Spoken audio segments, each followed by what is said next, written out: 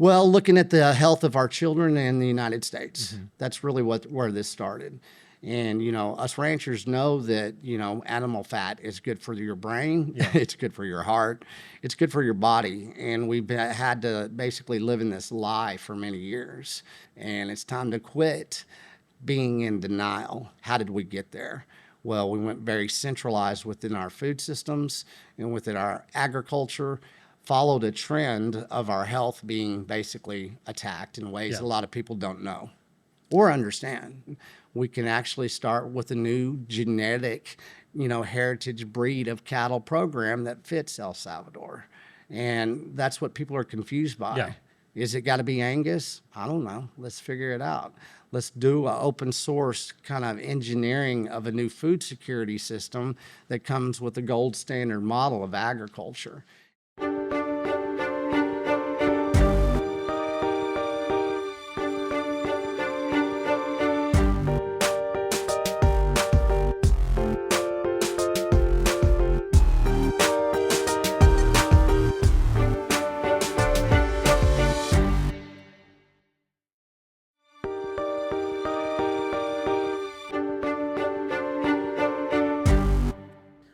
I got Texas Slim with me today here in the studio, and I am thrilled because I think some of you know my wife and I started doing carnivore diet about 5 months ago. So we are eating quite a bit of beef, and would love to know that going forward here in El Salvador that I'm going to be able to have even more choices for good quality beef.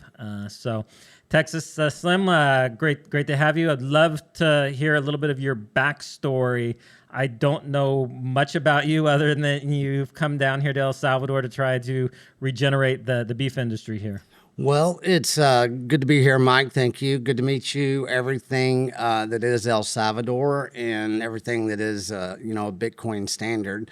And it's confusing to a lot of people what that is. And so after many years on the road, it landed me in El Salvador. And so today's a kind of a good day to have a discussion on everything that is beef, everything that is Bitcoin, and how we see a bridge. So let's get started. So originally from Texas, I'm assuming, or Yes, is that sir. okay? Well, I'm proudly a seventh generational Texan. And, we didn't come from the top of Texas in the beginning, but that's where I come from. It's Amarillo by morning, everything that I grew up. Okay. So right outside of Amarillo is a little canyon. It's called Paladoro. And I grew up right on the ridge of that canyon. And it has a lot to do with cattle, beef cattle, and where we are today. So, yeah, my family has been here on this the North American continent for a long time, but it's been every bit of Texas and what that means to be Texan. So did you grow up? Was your family in the cattle industry? Or? We've always been in agriculture. Okay. That's all we know. I tell everybody I'm pretty much a commodity peasant. And the top of Texas is a place called the Cap Rock. And, it tells a long story of, way before we got there. But the top of Texas is nothing but, really, in my book, it's nothing but cattle country. But that kind of got, confused during my lifetime of what that means and, where are we now? Because we live in commodity country. And my families have always made money off of commodities. And so what got you into specifically focusing on the beef part of it? What was kind of that journey for you? I talk about where I come from, and there's the multinationals. We both know what those are in cattle ranching and in, Bitcoiners. We understand in my part of the country, 85% of all cattle in the state of Texas comes through my corridor that I was born into geographically, and the people that I know, my family. And so within that corridor, we understand what, this whole global cattle industry is, because, cows come to us in many forms. And then they leave in different ways. And I get to have a bird's eye view my whole life of that. I was born into it. And so by knowing what happens integratedly in cattle ranching, from the water table all the way to your fork, that's my lifestyle. Always has been. So I'm curious as to what your take is on the the best cattle in the debate over grass-fed versus Yeah. feeding them out with corn at the end. And I asked this just because I have definitely not the experience that you have, but I grew up in the rural part of San Diego, and I was part of 4-H, and I raised some steers when I was young, and my family actually had, I think a dozen head of cattle that we had Sure. on land, and I've come from the perspective that to get the good marbling and to have the best meat, you got to feed them out a little bit at the end with some corn. Now I know there's a lot of people that are strict grass fed, so I would love to hear your take. Well, this is where it's fun. I never met a cow that didn't love grass. And, everything's been lost in translation. And we can kind of track, let's do it as a Bitcoiners. What the fuck happened in 1971? Okay, what happened? Well, we went into centralized commodity grain in a way that we've never done. What was that grain? Okay, well, it's all kinds of different, seeds. And, cows have been eating grass since the beginning of time, but they've also been eating wheat, corn, they know what to eat. What we've done is confuse the cow and what we feed the cow and how we engineer that seed in which they consume. So once again, I never met a cow that didn't love grass. And where I come from in West Texas, we suffer many droughts. And so in here, a drought, you're going to have to, like you say, you're going to have to supplement the feeding off of that and the finishing off of that cow. There's many ways to do it. Right now, everybody thinks that corn is bad. In my book, it's not bad. It's the taste profile. It helps that taste profile in the end, and that is the fat. Get that marbling in It there. is. It's a saturated fat.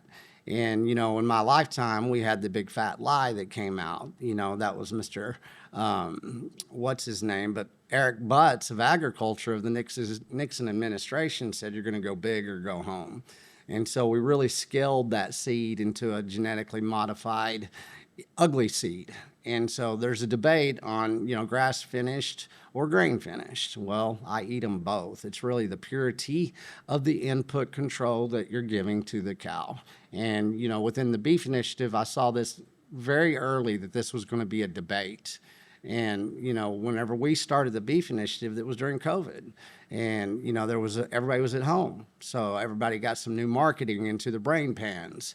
And so we went into this movement and a trending thing of carnivore and basically grass finished beef. Yeah. And in reality, and I have a founding member of the beef initiative, which is a U.S. cattleman, Jason Rick. He's also a Bitcoiner. And he finishes off cattle with grass, and he's in the Norfolk Valley of Colorado. He can finish off beef cattle on grass very well. And is he able to obtain the same type of marbling? He is. Okay. But see, this is where we get to perspective. Yeah. And this perspective is we have 99% of the people out there thinking they desire grass-finished beef. But what they're really saying is we want clean beef. Yeah. And about 1% of the producers in the United States can actually do, with geographical, and what they have for forage, can finish off cattle, And so we have a imbalance going on here. And I grew up eating pure, clean, naturally honest beef. Okay, that means that we let the cow do what it does, and we feed it biology. We don't feed it science. And that's where you kind of get to make your own decisions. Why are you consuming? Like you guys are carnivore. You're very health conscious in mind. And so a lot of people want to eat beef just because it tastes good. And, us cattle ranchers, we've been eating that grain finished beef for a long time. So we cater to everybody's taste profiles, their health, and that's what we've done in the beef initiative. We have different input protocols and different product lines that, we can grain finish and we can grass finish. But like I said, it's based on biology. There's another bid, but there's also another thing now to think about. And if you look at where we are in United States cattle, it's Angus beef, right? Everybody says, hey, this is premium Angus. And, that's the multinational system. 85% of U.S. beef is going overseas now. And we're not even eating our own beef. So what is that Angus cattle that now you're consuming from the grocery stores? And this is what we've unfolded in the beef initiative, and there's a lot of deceptions. And so we get to address that. that preference for Angus was mostly just a marketing thing? Well, I think it was. I mean, the Angus, is a beautiful cow. yeah. It comes from Scotland. We know the history of where all these cows come from. Angus is something that we've worked with genetics for a long time. Same thing with the Hereford. Look at the United States in the 1950s. What were we consuming then? It was a majority of Hereford cattle. I know when I was in 4-H, that's what Right. I think I raised a Hereford. One was maybe a Hereford Limousine Cross, I think. Exactly. And so we're always experimenting. What we did is we got too centralized. Whenever we say centralization, that means as far as engineering your seed, engineering your land, engineering your cows, the genetics. And, when I came to El Salvador, it was open opportunity to have that discussion. And what did they really request in the beginning? Because they're listening to their people. And they said, hey, we want Angus and we want Wagyu. And it was like, okay, let's get back. Let's take a pause here. What can we do and what are our intentions? So before we dive into the El Salvador part, I would love for you to flesh out what the Beef Initiative is and Sure. what role that you played in that. It's confusing is what it is. And that's a good thing because that was, by design. Whenever I started the Beef Initiative, it started one man taking a look in the mirror and understanding what's going on in the here and the now, but knowing how to get the information of the past and then kind of look at the future with some analysis. And so I call the Beef Initiative, and it's an innovative think tank. And if you look at my career, I didn't get to live my professional career in agriculture. I'm not college educated. I never went to university, but I was a poor boy on the streets of Austin, and I taught myself technology. And then I had a career in big tech for 25 years. And whenever I exited out of big tech, I was an independent researcher an analyst.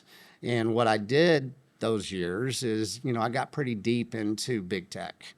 And I was kind of a lone wolf, and I was able to be very independent. And I didn't have to do this institution academic, type of study of technology. And so by saying all that, I brought a lot of research to the table, whenever I created the Beef Initiative. It wasn't my intentions. My intentions were to basically get back to, some sound understanding of what's going on with our money and our technology. And it basically lent me into the corruption in agriculture. So I use that as a foundational beginning of basically a disruptive sovereign move. And so I've been on the road for 6 years. And within that, I've been around the world 3 times and all across the United States, too many to count.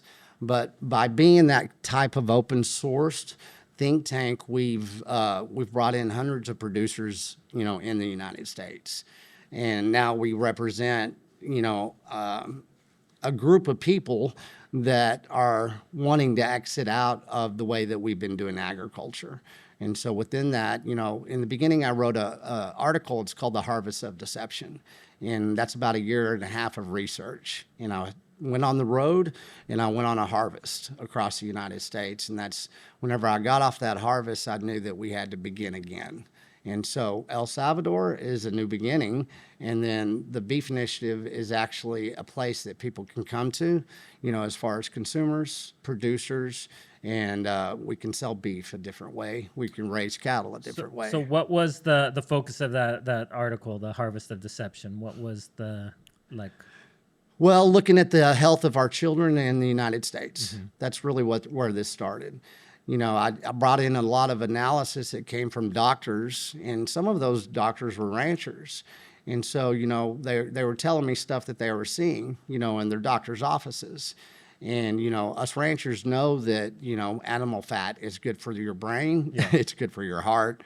It's good for your body. And we've had to basically live in this lie for many years. And so the health of the nation of the United States is really why I created the Beef Initiative.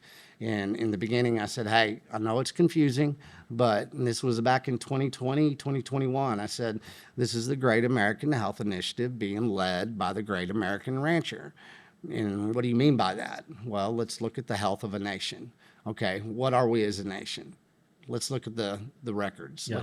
Let's look at us Bitcoiners like to pop up a beach in close to you in California, 1969. We're all tan, we're all healthy, we're all smiling. And eating a lot more beef at that And time. eating a lot more beef because we got the data. Yeah. That's what we do. We bring the data, and then we try to put it into an articulation that gives you an aptitude of understanding. So within that, you look at a picture of the beach. Now we're overweight, we're sick as hell, and it's time to quit being in denial. How did we get there? Well, we went very centralized within our food systems and within our agriculture and the debt obligations that we started taking on after 1979 has followed a trend of our health being basically attacked in ways a lot of people don't know or understand. Yeah, I was kind of shocked. I was reading something that I think that was like 50 years ago that we consumed 20% more beef per person in the U.S. And I'm guessing even that number is skewed because probably the healthy percentage population of the U.S. right now still consumes a lot of beef, but you have a percentage of the very unhealthy population that consume very little. And so even that is probably skewed. Well, it is skewed. And, we're talking about market access.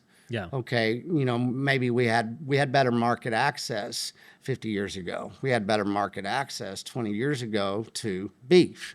And, you can look what type of beef. I grew up with a freezer full of beef, and it was very easy to always have beef. I was cooking hamburgers when I was 4 years old. Yeah. That's part of the family protocol. But what we've done is that we've over-labeled, over-marketed, and cut off market access to good money for ranchers to raise beef and to sell it in these markets that we used to sell it into. That's hard to do these days.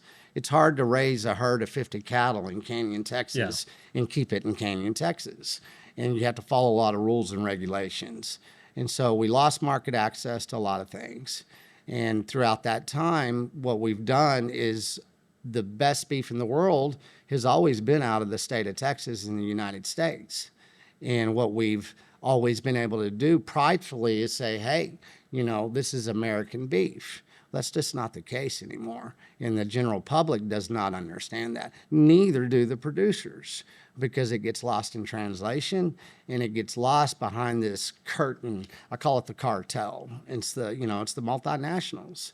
And what they've done is they've taken our land, our cattle, and they've shopped it to the highest bidder overseas.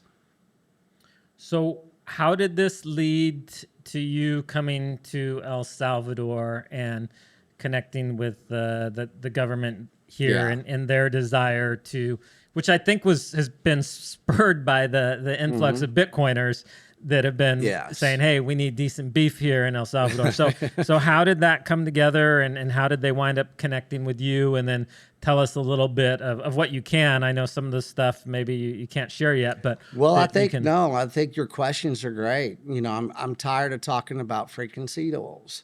Let's get down to the nuts and bolts of this. Yeah.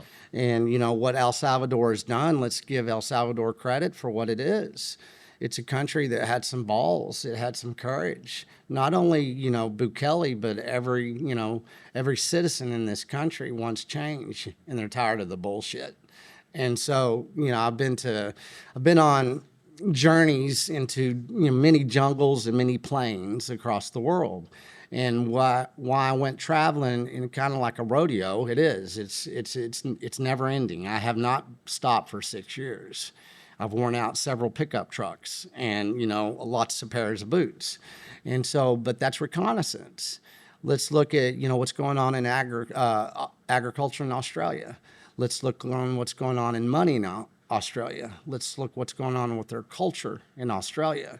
It's pretty captured. Yeah. And us Bitcoiners know that. And we're very free to talk about it. And, it's dangerous now. A lot of people have fled Australia. Where did they come to? I know some people that came from Australia that landed here in El Salvador. And so my journey has taken me to Asia. It's taken me to Africa, Europe, Australia, South America, Central America, Mexico, Canada. So I've done my canvassing. And I came to El Salvador because of two very loud Bitcoiners, and they're called Max and Stacy. And that's just the complete honesty. I've been watching them. I knew Max a long time ago whenever we had the Kaiser report. Whenever I was in Austin, I came up through, several industry leading innovative companies that were all about the stock market. And so, I love how Max delivers the message and how he brings the flair. So his flair and Stacy's wonderful, she has this oration about integrity. Yeah. And it's no bullshit. And so I said, well, I got to get my ass down there because something big's about to happen in money, in agriculture, and in the United States, and in my hometown, which 85% all Texas cattle comes through my corridor. And so I came here to do the same thing that I've been doing. I've been up by the Golden Triangle in Asia. I thought we might be putting cattle on land there in 2026. And because that's what I've been doing. Where are we going to put cattle on land with a new protocol? And so, Max and Stacy, good old Roman, he served me up some hospitality. We had a discussion, and he just kept on calling Stacy. And she's like, shit, okay. So she finally answered. He is persistent. He is persistent, and I have a lot of patience. And so we just engineered a conversation, and that conversation led to a handshake. That handshake led to, what's going on? What do you see? And I told Stacy and I told Max, I said, well, let's begin again. We can actually start with a new genetic, heritage breed of cattle program that fits El Salvador. And that's what people are confused by. Yeah. Is it got to be Angus? I don't know. Let's figure it out. Let's do an open source kind of engineering of a new food security system that comes with the gold standard model of agriculture. And so that led into an introduction with Oscar. He's the acting minister of agriculture right now. And they've had, several people come through that, responsibility. And they're learning a lot, but they're also moving very fast. Yeah. And so I said, let's do this. And we didn't hesitate. So during Bitcoin Historico, we signed a cooperation and a contract, and we're going to build out a new heritage breed of cattle program for the country of El Salvador. A lot of people can look at that and say, what is that? And what do you mean by that? Well, good. You asked the right question. And we get to begin again with the food security system because El Salvador doesn't have a food system. No. They have a transportation and a distribution system, but they've had a cattle operation here. They've had a food system. Well, I know historically this was kind of the cattle region for Central America. Exactly. But it's been several decades since that's been the case. And let's look what happened to the country of El Salvador. And we can follow what happened in the United States within our agriculture and our cattle ranching and match it up with what happened with our presidents and our ag commissioners making decisions that affected this country. And in 1978, Jimmy Carter signed some, things into law that did not help this country. And then, of course, the 80s, we went into war. Yeah. And we went into CIA operations of sorts. And if you look at how we started, taking away market access to our engineering of cattle and how it became the Wild West down here, then, it created a whole new cattle industry, and El Salvador was left out of that.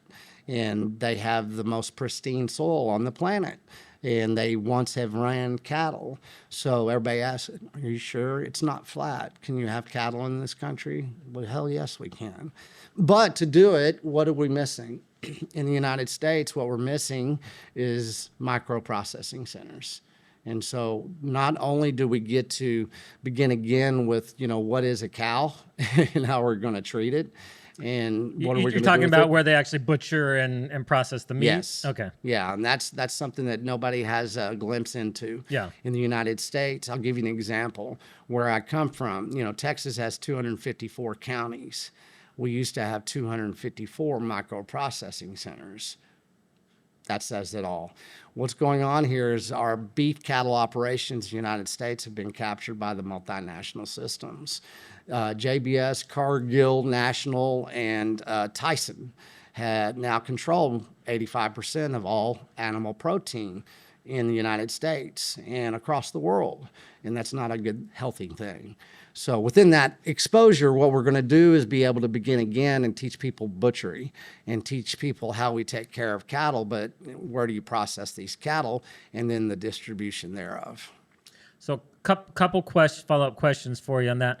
One, I know raising cattle is you need a lot of land, and the reality is El Salvador is you need good land. Good land, but El Salvador is pretty densely populated, yes. And so the amount of land available for agriculture, do you feel like it's sufficient to support a cattle industry?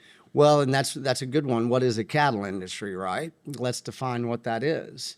And what is a cattle industry for a county? What is a cattle industry for, 3 different tri-state areas in the United States? El Salvador is pretty much owned by 14 families. It has regions in the country. It's a big volcano, right? And so it has flatlands, and it has, peaks and valleys. And like I said, I've never met a cow that didn't love grass. And when we went into cattle operations, we've always been the Wild West. Everybody watched the old Westerns. And it is from Montana to Texas, and, the grasslands in Nebraska and, Kansas, Iowa, all of it, it's vast, right? Well, let's put it to a compartmentalized zone of what your intentions are. What does El Salvador need? They need protein, okay? And to have cattle, you need poultry, you need hogs as well. And that's kind of where we came from in the beginning in the United States. And you look at Texas, it has many regions. We have the hill country, we have, my grasslands, the caprock. And then, of course, you have, the East Texas that has different grass. It's the piney woods. Mm-hmm. And then you have far West Texas. You got the mountains, but you also have the deep desert. You have the basin down there. And so let's compartmentalize El Salvador into a region that has the intentions that they're going to first, they're going to feed their children. Okay, let's put it right there. Yeah, they can have a cattle operation to feed their children. Maybe they just want to start out feeding all the independent school districts. Okay, yep, we can have a cattle operation for that. That's earmarked. We can do that. Well, let's say, okay, 95% of their beef is coming from across the borders right now. Okay, well, the countries that beef is coming from is its neighbors. So it looks the same. Yeah. It's the same geographical areas. What they have in different countries that are in the same, compartmentalized zone of cattle ranching is El Salvador can kind of borrow from the past, and now they can leapfrog over everybody with a form of input control that's based on a different way of land management, but also pricing the cow per acre instead of per pound. And that's what we're getting into now. It's a vertical integration. What do you mean by that, pricing it per acre versus per pound? Well, it gives value back to the land. It gives value back to the forage. It gives value back to the water table. Okay, we went linear with cattle operations in the United States. We went big, mm-hmm. and we never went and fed the world. But we did feed a lot of people, right? Yeah. But with the best beef, that goes to a compartmentalized zone. That's just a region of people. Look at Hong Kong. Hong Kong right now has the oldest, living people on the planet. They live longer in Hong Kong. And who eats the most beef per capita than any other place on the planet? That's Hong Kong. So we know that beef makes you live longer, and we don't have to do too much argument. And you can do the same thing with your beef. Value it at where it needs to be. We can turn beef into many things. We can turn cow into many different products. In the country of El Salvador, we can take ownership of the full cow. And what we can do is we can supplement where we need to supplement within that cow and the nutrition of the cow. In the United States, everybody loves whey protein. It's powder. 90% of that whey protein comes from New Zealand because they have a hold on that market. And so we can begin again in El Salvador. Look, how do we price beef now? We price it per the pound. What are we feeding these cattle in the centralized cattle industry, in the genetically modified feed that we're giving them? Okay, we can put weight on cows very fast in those feed yards, right? And so that's why we price it per pound. That's fine. It's a good gauge. Everybody likes to do it. We have to do it. It's a commodity. We have to have metrics. We have to have math.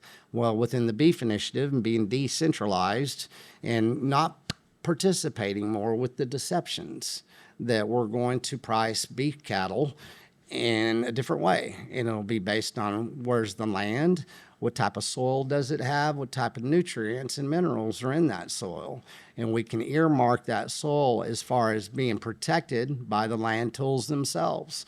That brings value to that cow. And so we get to, we have a capture going on. All us Bitcoiners know about track and trace, CBDC. And so they're digitizing the cow in the way that they monetize the cow. And that's price per pound at the supermarket.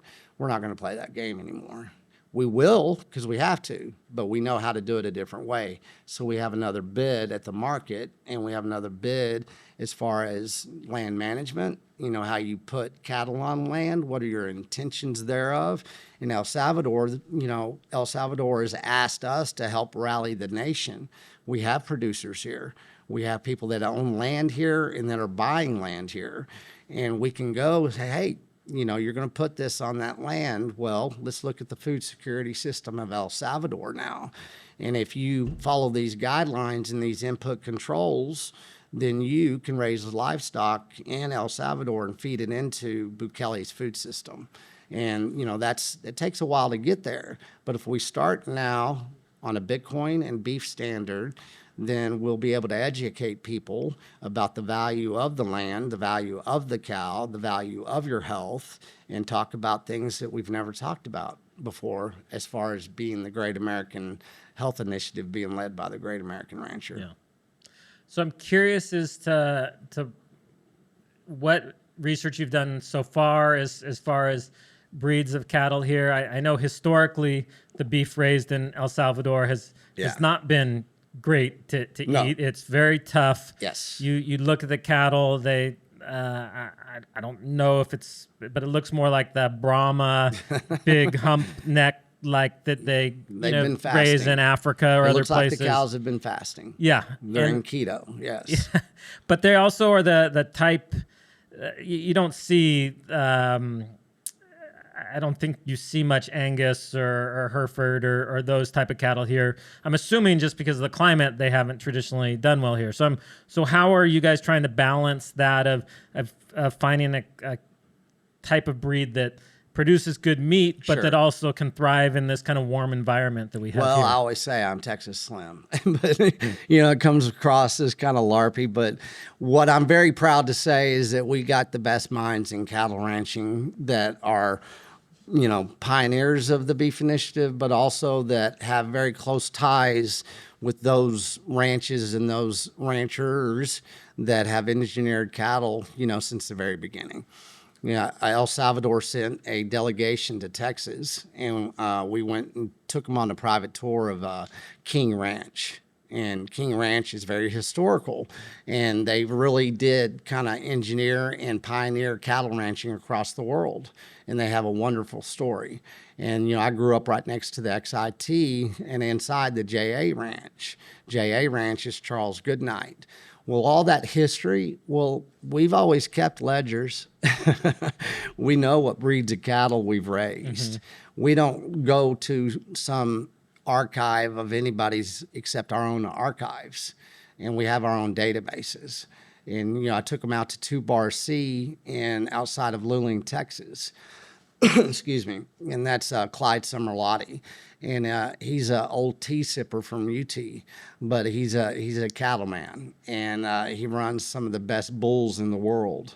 And he does Black Angus, he does Red Angus, but also King Ranch does a breed called the Santa Gratuitous. And within that cattle breed, one thing about that part of Texas, it's out there between, it's down there towards Beeville. So it's some semi-coastal, goes through a lot of droughts, but also gets rain, and its microbiome really matches up with El Salvador very well. Okay. And so we're going all the way back to, the 1800s, and we're going to, cross pollinate. And, we have Dr. Brooke Miller. He's up there in Virginia, and he's part of the Beef Initiative, and he's also a Bitcoiner, and he's past president of the U.S. Cattlemen's Association. And so some of my partners, and I know a couple of my friends, they're in the Texas Feeders Association, Cattle Feeding Association. Texas cattle feeders, sued Oprah Winfrey in the 90s for talking shit about beef. So within all this wonderful history that I'm going to bring to everybody, we have some of the best minds. And so El Salvador, it's going to be their own damn genetics. And it's going to be based on what they've been able to accomplish in the past and really what their competition is doing right now. And they don't have to have, thousands and millions of acres of grassland.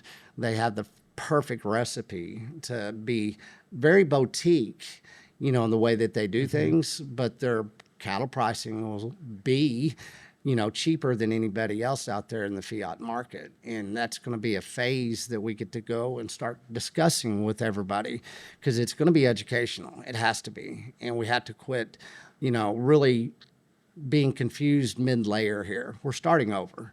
And back in Texas, as we're doing this El Salvador project, we're in my backyard, we're putting cattle on land with a new breed of cattle, but it's going to match the microbiome of the Texas Panhandle. And it's going to be the same input protocols.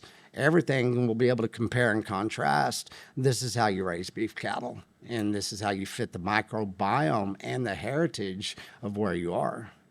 As far as I know, and correct me, maybe I'm wrong, but I think historically in El Salvador, it's pretty much just been pasture fed. They don't grow alfalfa, I don't think, here or anything else.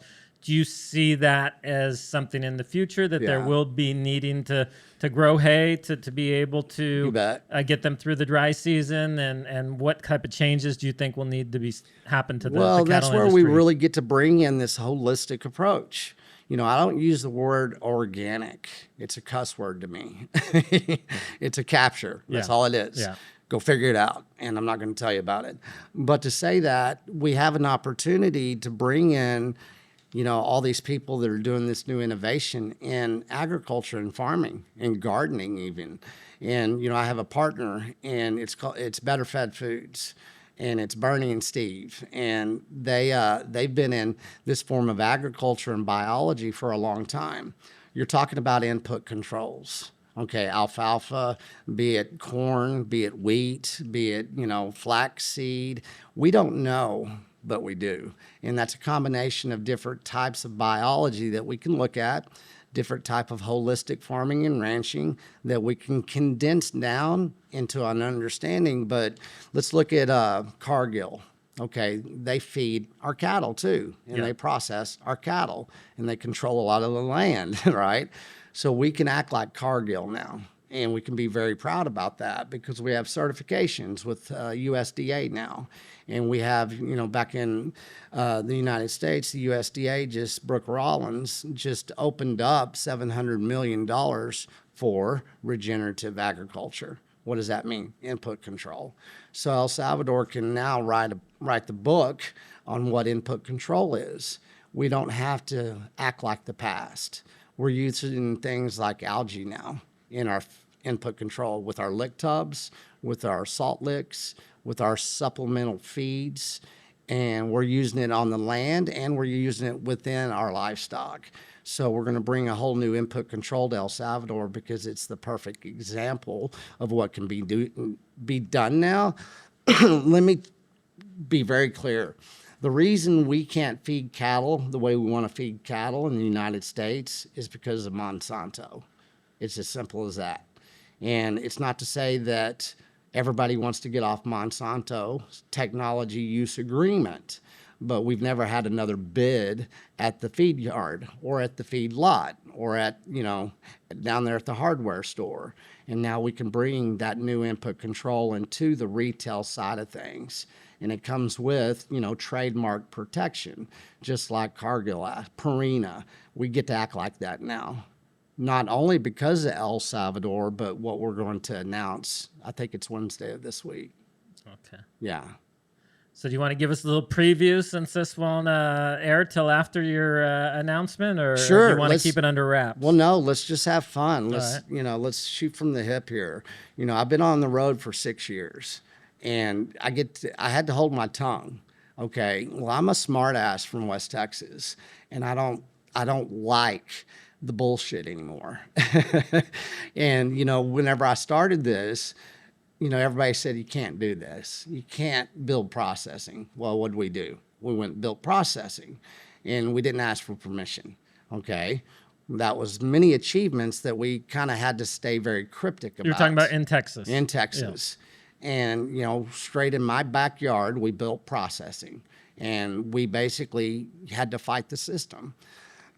By fighting just that because system. of the permits and everything that was required in that. Yes. Yeah. I just call it, regulatory capture. Yeah. That's what it is. I have to generalize sometimes, but it gets your attention. And so I had to get to people's attention in different ways. And, I came up in big tech. I came up in a startup company that we, a small group of men, and I wasn't in the first wave, but I was in the next wave. And that's what technology comes is in waves. Mm-hmm. And the money comes in waves. And so I knew that I had to stir up a wave. In Austin, I was with a startup company. In less than 48 months, the founder of the startup that I came off the ranch to go work for basically got Charles Schwab to buy him out for $500 million. And so that was a software engineering move during, software engineering coming into, everybody's purview. Yeah. So I know how to follow these transformations, and we're about to hit a massive transformation of technology. From AI to AI, things are going to change. And what I mean by that is artificial insemination. How do we engineer cattle all the way into artificial intelligence? That's about to change. I like that. AI to AI. From AI to AI. And, I'm talking to you too, Stacy, and I'm talking to Mr. Bukele. Well, I came up in big tech, and I'm a pissed off cowboy, and people are dying, okay? In the United States, we lose 67 ranchers and farms a day. Okay, that's truth today as we speak. When this airs, do the math. Okay, that's how many people will go bankrupt in the United States. As far as what do? They create food, and they manage land, and they raise children. And so by that capture that's going on in real time, you don't ever really see it until it's too late. Mm-hmm. And, that's what I knew in Bitcoin, becoming a Bitcoin. I knew about Bitcoin back in 2017. I really did want to get into it. But I was independent back there, and I was doing a contract, and I didn't have the time. So I said, you're going to regret this. And, we all have these stories, right? Yeah. But within that, I was out there in Austin, and I was on Lake Travis, and I was doing a business deal, and I was building. I love this desk, and I built a desk like this out there. That's what I was looking at when I came in here. But I saw Bitcoin back in 2017, and I knew from where I came up as a networker. That's what I did, and I used to hack things, me and my buddies, and that's how we learned. It was experiential training. And we had, a lot of observational science. But whenever I found Bitcoin in 2020, and I said, take a pause, is because I damn near died. I got busted up. I've broken over 20 bones in my body. I've got 14 pieces of metal in me. And I've chopped off fingers, and I've had concussions. So, I've rattled the cage many times, but this one was big. Was it Go ahead. Was it you get thrown from a horse or something? Or what No, was but I the- got mule kicked like a horse. Okay. I was working metal, and I was a spring, and it hit me, and it basically broke some Okay. ribs. And but what it did is I had an internal injury that they really didn't see until it really caught up. But I didn't bitch and moan. I just went deal Yeah. with the pain type shit. Well, that damn near killed me. And so they couldn't figure out, so I had to go look in that mirror, and that's where I found Bitcoin, and I didn't think I had much time to live. And so I did have that pause. And so that's why I tell everybody, hey, take a pause. You need to understand Bitcoin. And like we know, it takes, hundreds of hours. Yeah. But once you get down that rabbit hole, you see something. So I've tried to create a rabbit hole of understanding of what's going on within our food systems, with our money systems, and within the health of our children, right? And by doing that, this announcement, we have to rattle the cage. I don't like credit. I don't like facial recognition. I don't like this technology capture that's coming, and it's definitely coming. And a lot of people in agriculture in rural America do not understand it. And they're going to get captured in a new way that rhymes a lot of the past. And it rhymes a lot what happened, in 1971. So to say all that, we've had to stay very cryptic. We have to protect our ranches. We get attacked, we get hacked, we get threatened to go to prison a lot more than people understand. Through tax obligations, land seizures, how we raise our cattle, the diseases that they blame us on whenever they actually come out of the multinational system. So over these 6 years, I got on a Bitcoin standard. We've done a lot of educating. Me and my partners, we've sold over $1 million worth of beef with Bitcoin.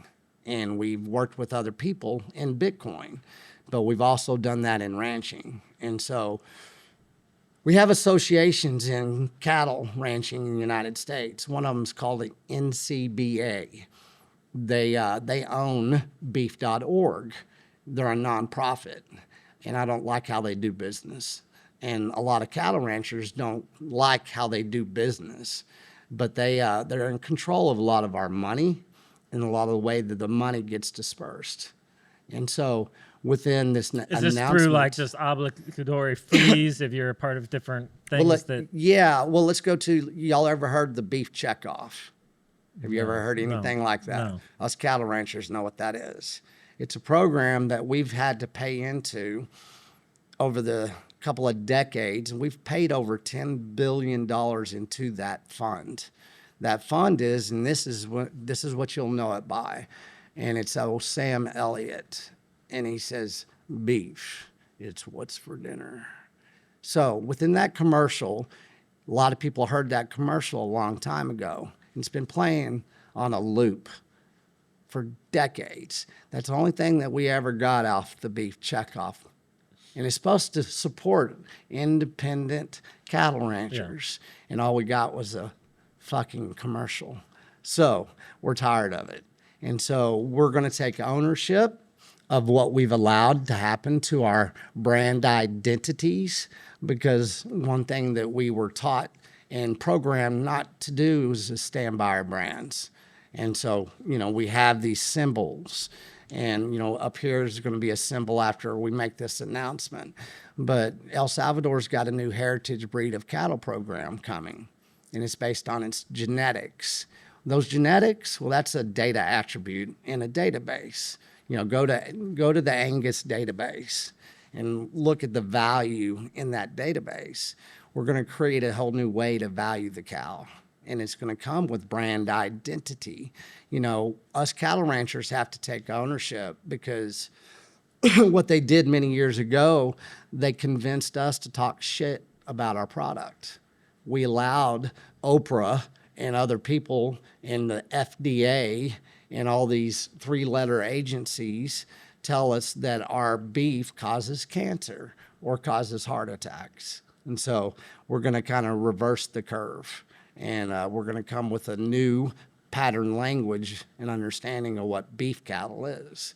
And us Bitcoiners and us ranchers that are independent and sovereign get to have a new brand identity. And I call it going boldly, economically, and efficiently into the future. And so I see right there. we have up here. Are you guys acquiring the beef.com?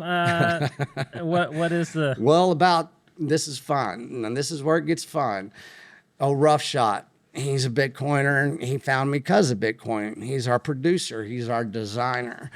He hit me up, and we're hammering away doing all the things that we do. And he goes, hey, Bitcoiner just said that we can go get beef.com. It's up for auction. And I said, well, hell yeah. Let's take a look at it. So we took a look at it, and that was about 14 months ago. Okay.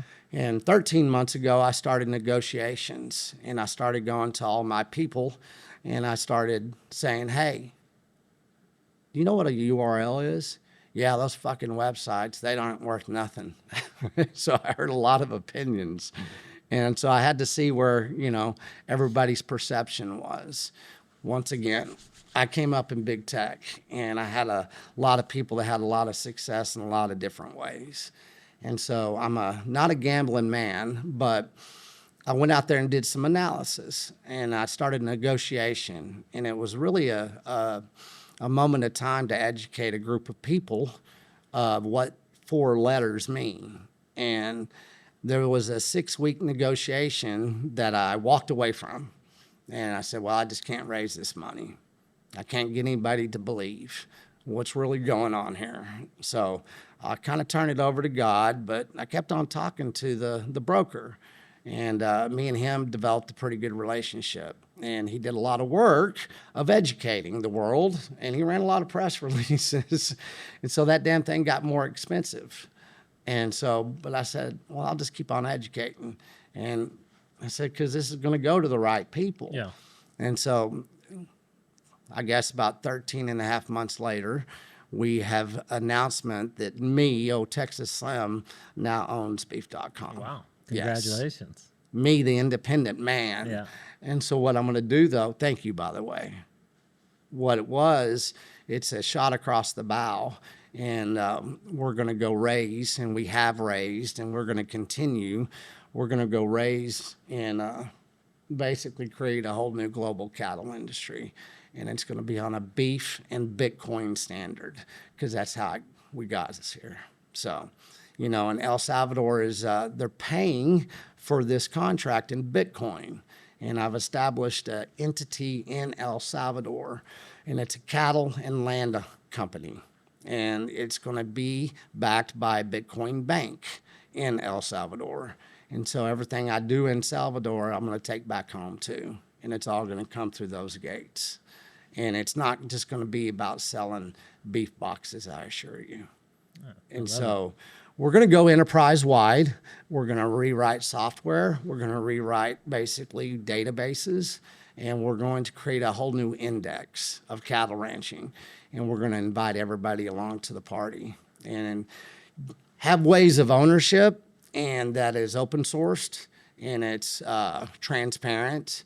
And we're going to show NCBA, beef.org, and the multinational systems that they're missing a few things.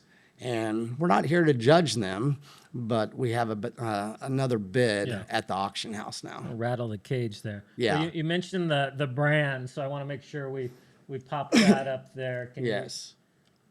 So Paco, I think it's a couple more down from there. Oh, yeah, there we go. Yes. So that's your brand. Right. Well, actually, that's 2 brands if you look closely. Okay, let's look at the one on the right. Okay, that's a rodeo bag. Okay. Okay, that's what a rodeo cowboy carries around when he's traveling. Okay, that guy rides broncs, but because that's the only bag he owns. It's Amarillo by Morning. Listen to the song. But that's Mark Chapman of 3C Leather in Hyco, Texas. He's one of my partners, and everything on that bag is American made, every bit of it. And he designed my cattle brand. So my cattle brand is on that bag. Okay, that leads us into the top left there. I told Mark, and I told a lot of my partners, hey, I'm going down to El Salvador. what are you doing? What are you going to do down there, Slim? I said, I don't know. And they said, well, don't break anything. So I said, well, I might rattle some cages, but we'll see. But I've been, me and Mark, we have a lot of good conversations, and he's kind of a poet, and he's many things. He's an artist. He's a skilled leatherman. He's a cowboy deluxe, and he has a way of thinking. And so I just send him stuff on El Salvador. And I said, hey, I'm talking about cattle down here. This is who Bukele is. This is who the country is. And I said, hey, why don't you just make a cattle brand? Not knowing anything. And let's have fun. And so, because he had just finished that one. That's Texas Slim's cattle brand right there. And that has a lot of meaning to me. And I get to tell that story because that's what a brand is. Yeah. And so he popped this in my face, and he didn't have to say anything. He goes, do you know that El Salvador means savior? And I said, well, I'm glad you can see that. So he developed a new cattle brand for the heritage breed of cattle for the country of El Salvador.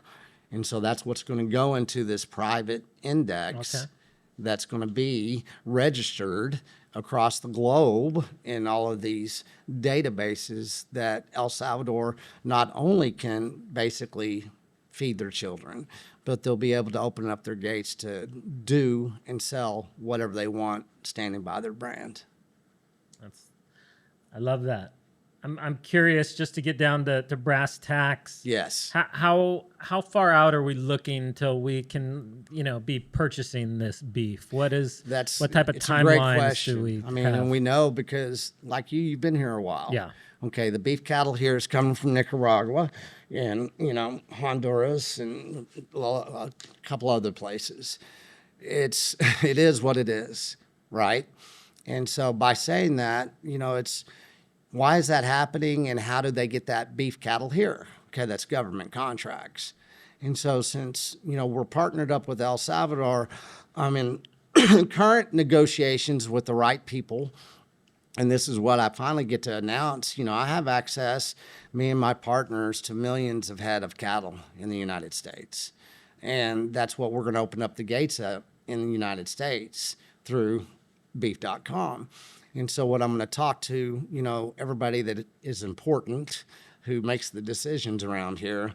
And we're going to try to get beef cattle products, everything that we can with a trade agreement. And that's the next negotiation. So within that, we could have beef cattle here in 90 days that we can have on the shelves. But once again, that's going to be up to negotiations. Yeah. Anything this is why we need everybody to kind of saddle up. We need people to talk about this. We need people to say, hey, it's not a judgment, but these products, they're not acceptable. And we have our whys and our whats and our hows. It's a kind of a delicate conversation to have sometimes. And so, everybody that has influence in this country, what we're going to do is, offer up that we can feed the children. We have Murphy's Life. We have people doing things here. I have pallets of beef in Texas ready to come. And so. And I'm curious, is it cost competitive with what they're getting out of Nicaragua? Because you can get U.S. beef here now. It's the same price. It's the same price? Yes. Okay, because right now you pay a premium for U.S. beef. Yeah, if what you're we buying do it from is, like Price Mart. Price of ground beef in the United States at the supermarket's probably like $7. I don't know. It's $7 to $8 to $9 to $10, depending on where you are. And so here in El Salvador, it's the same. I mean, it's the same price point as the United States, really. And that's just because it's a global system. Mm-hmm. And so, we don't ever raise the price of our beef. We don't compete with that retail. A lot of people try to in the United States, but since we do have our processing, we control it, vertically integrated from the water table to your fork, we're always going to be cheaper or, the same price. We're going to be cost, But can you guys compete with like Nicaragua where they have, Sure. cheaper labor and they have cheaper, 100%. Okay. Yeah. Once again, we own our cattle. We own different breeds of cattle. We own the processing. What we don't own is Cisco. In the United States, Cisco controls 90% of all Angus contracts. Yeah. And so what we can do now is have that discussion saying, yep, we can hit this, let's say we want to go feed the homeless. That's what I do in the United States. That's pretty inexpensive breed of cattle there, but we have them. And they're not going to be, that premium beef, but we can turn every one of them into burger, and that burger can be cheaper than the retail markets and the wholesale markets. So you see as the initial stages, this being an import thing, bringing in beef from the U.S., but longer term raising the beef here. Our so kind of 2 stages. There's 2 stages. The first stage is, of course, the heritage breed, cattle program. That allows the country of El Salvador to rally the troops, to get everybody involved, to educate, to build the associations that they need. And then it allows us to show the world how to do it right. But to supplement that, yes. And, that's the big thing. We're shipping all of our beef across the world. And here's Slim, feeding El Salvador. Why the hell is he doing that? Well, we have the right whys, whats, and hows. It's the right thing to do. That's why. And we're feeding people the same way in the United States. The amount of beef that we supply in El Salvador, we can 10x across the United States. And that's what we're going to do. So if we get everybody talking on the same page, and that's where we have to get to. We got to match the money. Let's match the money up. This is where Bitcoin comes into play. I price my cattle is on a beef and Bitcoin standard. We have producers that have raised herds by stacking Bitcoin, and we get to go show the world how to do that now. And that's very important because it's legal. Bitcoin is property. Yeah. Let's leverage it. Let's really get serious about this. And that's where Bitcoin can, everybody in the Bitcoin space can kind of come into this new innovation. I know the what beef industry does exist in El Salvador is pretty fractionalized. Have you interacted with the local producers at all? And do you feel like you have much buy-in from them yet? No. And it's very tribal. Yeah. And it's very confused. And, let's put it in perspective. They just, how many decades of war have they, gone through here? And I was back in the interior in the beginning, and I met this man that was in his 30s, and he said, this is the land that God forsake. He forgot about this, but now he has shined a light on it. And what he meant there is like, we don't have any infrastructure, man, and we don't know what to do, but we have these, I've met at least 20 older gentlemen that have been hidden up in the hills, and all they want to do is raise cattle. Yeah. And all you got to do is help them out. And all they have to do is have fencing, and fencing is easy. And input control, that's what it's about. It's education, input control. And I'm just curious, which parts of the geography in El Salvador do you think are the best, have the best potential? Is it kind of the lowlands that are more flat, or is it the higher altitude kind of hilly areas? Where do you see the most potential for raising cattle? I see the highlands like Brook Miller in Virginia. That's the Shenandoah Valley. Uh-huh. That's a lot of mountains up there. There's a lot of beef cattle that gets raised there. And then so that's, up in Berlin. It's absolutely beautiful up there. Mm-hmm. The water sources, it's amazing. And then you have, San Miguel, Santa Ana. You have a lot more agriculture and flatlands. Yeah. And so that's what we're going to do. We're just going to survey and really show everybody, hey, this is really cool country for this. It might be poultry out there, and that's what we say, hey, because they have a great poultry industry here that's evolving. So we're just going to go out there and kind of show what Bukele's already done. He's got all these markets that he's built, and it's farmers markets is what they are. And then you look at James with Beef Back Better. Mm-hmm. And so we have the market system that will integrate into the regions, and that's where we'll start showing the input control. If it's hilly up here, we'll bring in some really good, biology. It'll be supplemental feed or lick tubs or whatever it is, and we'll reflect, hey, what do you do, Brooke, up in Virginia, and then what are you doing out there, Slim, in the flatlands? And so that's how we get to compare and contrast our different. And then what is old Jason doing up in there in Colorado? That's the Norfolk Valley of Yeah. that's beautiful up there, but it matches a lot of the water system that is capable of here. So that's going to be fun, is looking at irrigation. Love it. Well, we've covered a lot. Is there anything that we've missed that you want to make sure people know about? Well, take a pause. Really, let's bring. I've been on many podcasts, and I've been on many Bitcoin podcasts, and there's waves, right? And there's transitions. Well, this is the biggest transition in cattle ranching. What we're about to do is really going back to, I bring up Charles Goodnight.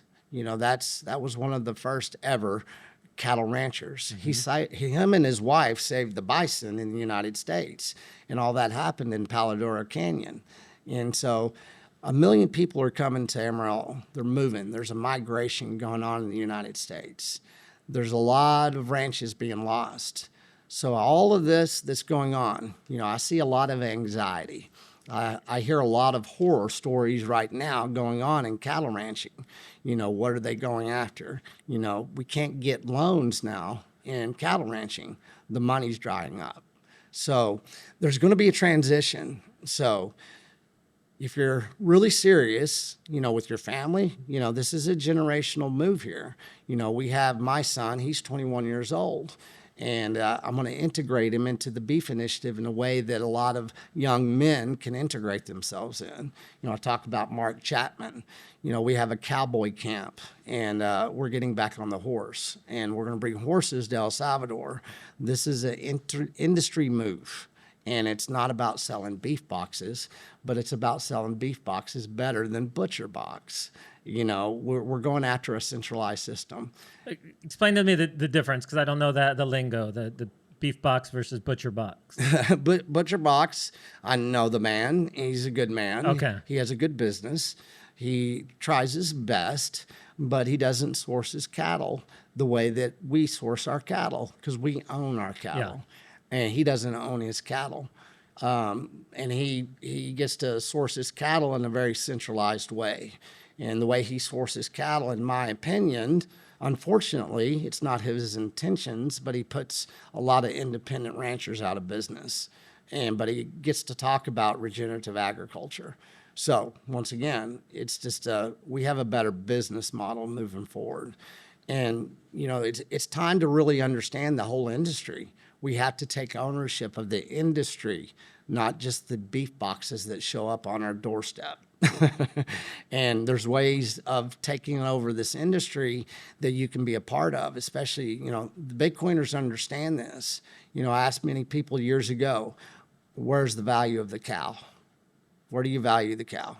And a lot of people can't answer that question. Well, in today's world, the value of the cow is in the USDA insurance policy, and that's not a good place for it to be. And so we're going to revalue the cow.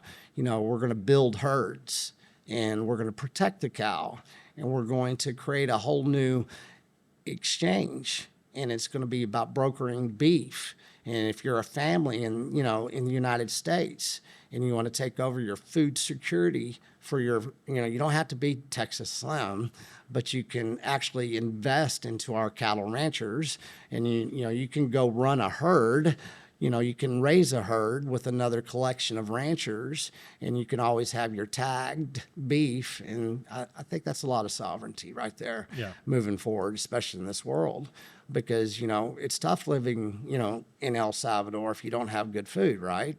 And it's kind of tough to get good food.